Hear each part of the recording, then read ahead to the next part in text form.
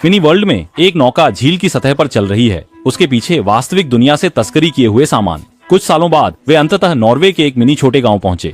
ये शुरुआती मिनी लोगों का जमावड़ा था। वे उस वैज्ञानिक से भी मिले जिसने मानव संकुचन विधि का आविष्कार किया था। उस समय मानव संकुचन विधि का आविष्कार पृथ्वी की जनसंख्या संकट को कम करने के लिए किया गया था, लेकिन दशकों बाद सामान्य मनुष्यों की संख्या और भी बढ़ गई।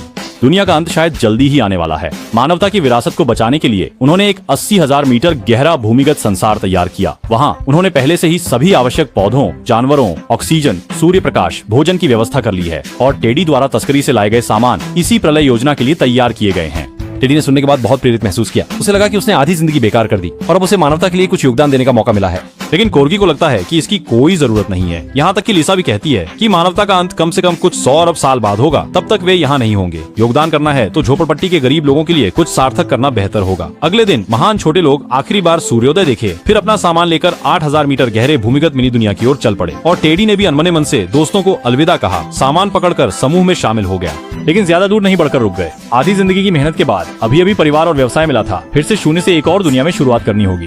क्या ऐसा करना वास्तव में इसके लायक है? अंत में लिसा की उम्मीद के तहत टेडी गुफा से बाहर आया और फिर लिसा के साथ विमान में बैठकर उस मिनी दुनिया में लौट आया और लिसा के साथ मिलकर झुग्गी बस्तियों के गरीबों की मदद करने लगा, क्योंकि उसे भी लगा कि ऐसा करना ही मानवता और समाज के लिए सबसे बड़ा योगदान है। और तब से झुग्गी बस्तियों में एक और खुशहाल स्वयंसेवक जुड़ गया। अगर भविष्य में वाकई मानव लघुकरण तकनीक आविष्कृत हो जाती है तो क्या आप मिनी व्यक्ति बनना पसंद करेंगे?